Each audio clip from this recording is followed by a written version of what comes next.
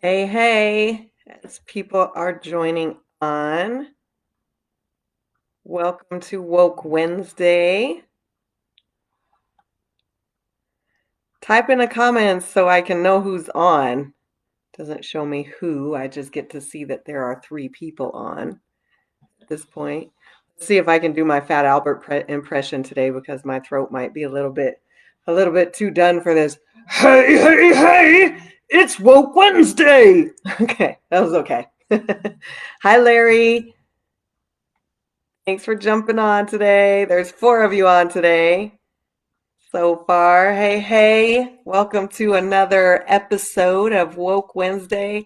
Hey, last week I actually created my YouTube channel. So I think the link is in my bio on Facebook, but I'm starting to put the Woke Wednesdays on there as well. I was like, ooh, and my first subscriber is one of my daughter's friends. And I was like, that's exciting. I'm so excited. How was everybody's day? How is everybody's week starting? We're halfway through. Woo woo. Jump in the comments. Let me know how you're doing. Let me see who's watching.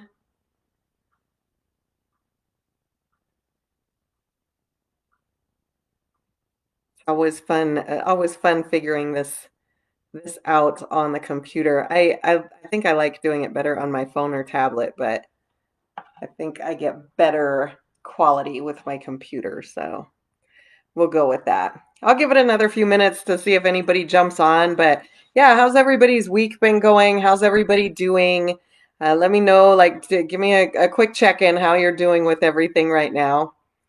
I know there's been a lot of talk on people's timelines about, are the kids going to go to school or are they not going to go to school? There's a lot of uneasiness with the parents about that, and everybody has their thoughts on that. So, with all of that added to so much that's going on, I know that people have just tons of stuff going on in their minds.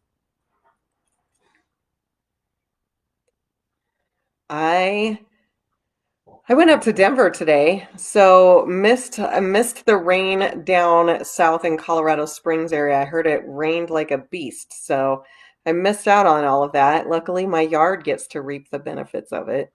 I will take it. Free water.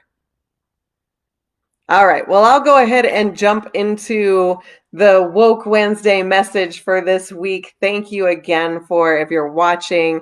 So, what I did in Denver today, what I went up there for. So Jordan and I went up there to look at some cars for her. The car that I bought her broke down, I want to say in April sometime, and I told her, I that's the car I bought you.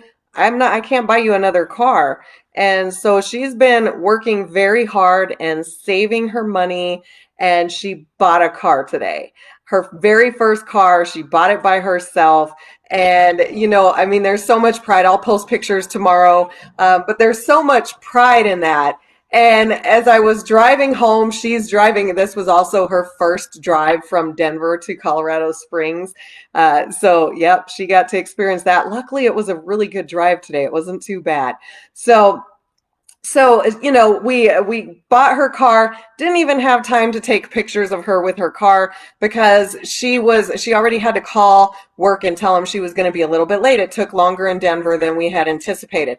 By the way, side note, we went to this place called Big Bill's New York Pizza, and it was amazing. I posted some pictures. I didn't think to get the pictures of my calzone when it came out.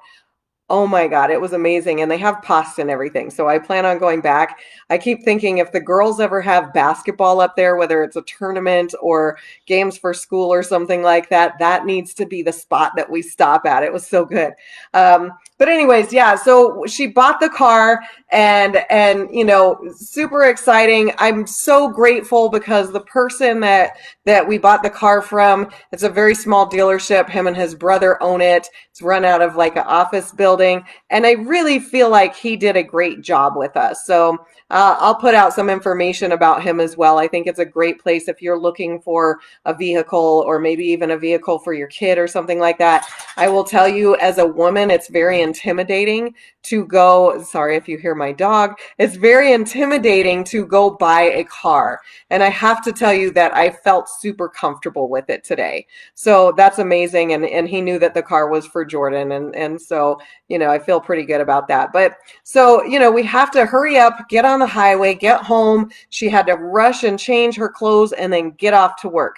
And I had so much pride about all of that. Like, first of all, here's my kid. She's 17 years old. She just bought her first car. Well, it's not her first car, but she paid for her first car. And and then she's rushing right off to work so that she can, she just spent her money on a car. So now she's got to refund or re-put that, rebuild that money in there. But as I was beaming with all this pride, I started to think about, what am I teaching her about money? What have I taught her about money? Now, growing up as a little kid, she was always what I would say was really good with money. Her birthday is a few weeks after Christmas, so she would usually get money for her birthday. I had a dear friend of mine named Margaret who used to like sneak Jordan money anytime she saw her. She would sneak her money, and I would say, Margaret, take your money back, and she'd say, it's my money, I get to do with it what I want.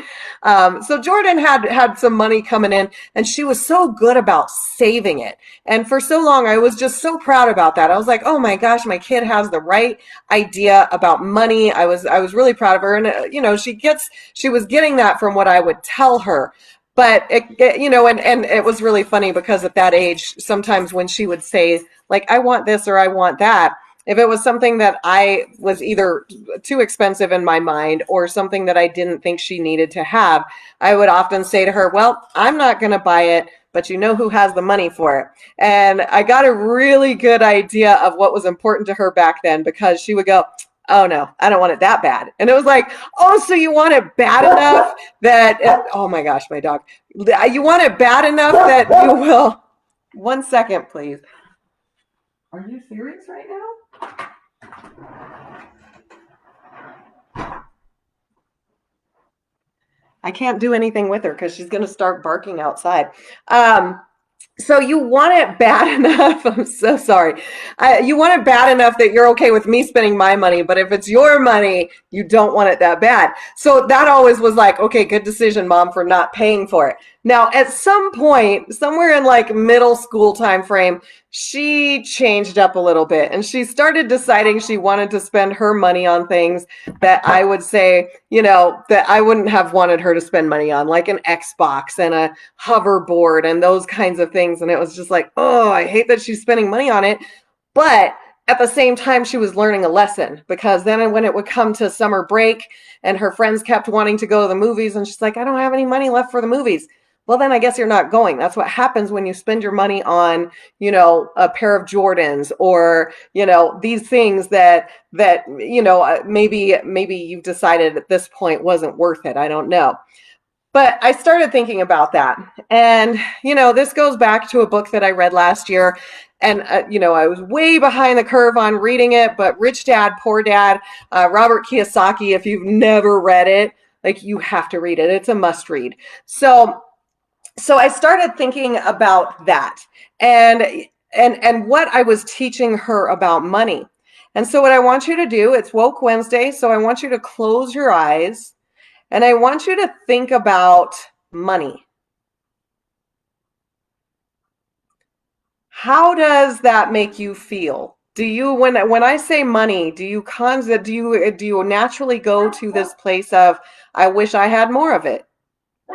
I need more of it. I don't have enough of it. When I say money, does it go more to a place of, feeling confident about money? And what were you taught about money growing up? Like, what were you taught? How did you, how were you taught to get money? Were you taught you have to work hard for money? That's what I was taught. You have to work hard. And so the idea of getting money from something other than working really hard for it was foreign to me. Aside from how do you go about getting money, what will you do with it once you have it? So in other words, how do you spend your money? And I don't mean like, necessarily how you spend it in real life, but how were you taught to spend money, or in your mind, what do you do with money? Do you pay all your bills first, and then if you have anything extra, what do you do with that anything extra? Is that set aside for emergencies? Is that reinvested into something else to make more money? Is that splurge, like, hey, I've got extra money, it's time to go drink, or hey, I've got extra money, it's time for a new TV? I know that a lot, and I don't know if any of you watched this, but I did. When the stimulus checks came in, what was that, April time frame, I watched a lot of people walking out of Walmart with new TVs, and I was just like sad. That crushed me because I was thinking, you know, that money, that stimulus check was literally 3 weeks worth of pay at minimum wage in the state of Colorado. 3 weeks worth of pay. And I was like, that's crazy to me. So aside from how do you spend the money, what do you think of people who have a lot of money? What were you taught to think of people who have a lot of money? What about people who have very little or no money? What were you taught to think of them? I don't know if you heard some of these phrases as you were a kid, but if you heard the phrases like money is the root of all evil, then the idea of having a lot of money to you probably is not something that you've ever really wrapped your brain around or thought about, because to you that's evil.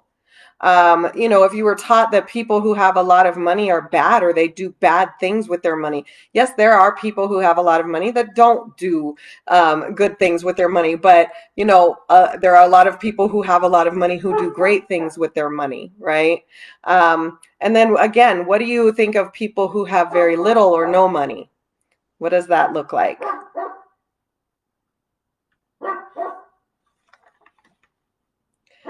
So as you think about, what you think about money, and understand that those lessons were passed down to you, and then you're likely, if you have children, passing those lessons down to your children.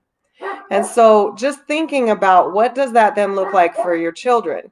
I know when I read the book, when I read Rich Dad, Poor Dad, it was like a light came on so many things, because I was certainly in the mindset of his poor dad. And, I'm trying to get to, this place where I'm more in the mindset and teaching my daughter more of the mindset of the rich dad. And there's a lot of junk in the way of that in our heads. So it's time to clear that out. So go ahead, if your eyes are closed, feel free to open them back up. Feel free to jump on your keyboards and let me know, if that brought up anything for you as you were thinking about money. I know money is sometimes a really sore subject, especially if you're constantly feeling like, I need more of it, I don't have enough. So I'm not going to give you answers today. I kind of try not to give you answers a lot of the time, because I want you to figure those out on your own. Oh my gosh, that's like a counselor. I've been to plenty of therapists. Well, I shouldn't say it like that. I've been to several therapists, and one thing that I've always appreciated about them is they don't tell you what to do. At first, that drove me crazy. I was like, you're supposed to tell me what to do, but they don't. They want you to get there on your own. And so I'm playing therapist to you right now, in that way. So I want you to think about, maybe as you were thinking about money, you were like, I do always wish that I had more. So what can I do about that? Or what, when I have a little bit of extra money, seems like something always goes wrong and I have to spend it. Oh my gosh, if that, that happens, right? That happens a lot. So if we can do something so that we're better prepared for it, and that money doesn't just go out the window. But, are you thinking like, oh yeah, I do tend to spend my extra money on, than splurging, or whatever the case may be. And I always wish that I did something different with it. I want you to look into some new ideas, look into investing, look into, maybe starting a business or investing in a business or something along those lines. But start thinking about, what does money mean to you? And what are you passing on to your children about money? And so, as proud as I am of Jordan and as happy as I am that, hey, this kid worked really hard and she's obviously still working hard because, a lot of kids, if they just got their first cut, their new car, they would, hey, I'm not going to work. I'm going to go drive. I want to go show it off to all my friends or whatever. But she went to work, right? And so, as proud as I am for that, for those things, because I know that I gave her those things at the same point, there's a lot of kind of regret that I didn't teach her differently about money. That when she had all that money as a kid, that she saved up, that I didn't teach her how to invest that or how to be charitable with that. She would just literally keep it. She had a stash in the house and she would just keep it in the house, right? And so I kind of regret that I didn't teach her some other things that she could do with that money between giving to others and investing in those types of things. We see these examples sometimes of kids that are 9, 10, 11 years old that start their own businesses doing things like mowing lawns and stuff. And man, by the time they're 18, some of them, have then gotten such an entrepreneurial mindset that then they've created new things and all sorts of stuff. And they're literally like in a financially better place than a lot of us are, right? Because most American adults don't even have $2,000 in savings. So, anyways, that's what I wanted to talk to you about with Woke Wednesday today. I had two different ideas to discuss today. So, unless something pops into my mind for next week, that, sometimes it's just one of those moments of inspiration where it's like it hit me like, at 3 o'clock in the morning or something like that. But, unless something hits, I'll have next week's all lined up and it'll, be a little bit cheerier of a mood. But yeah, think about money over the next week. Think about what you've learned and what you want to teach to others and those types of things and what you want to maybe do differently or what you really like that you already do with your money. So until next week, thank you guys for jumping on. Have a blessed rest of your week and a great weekend. Don't go spending all your money though. Talk to you later. Bye.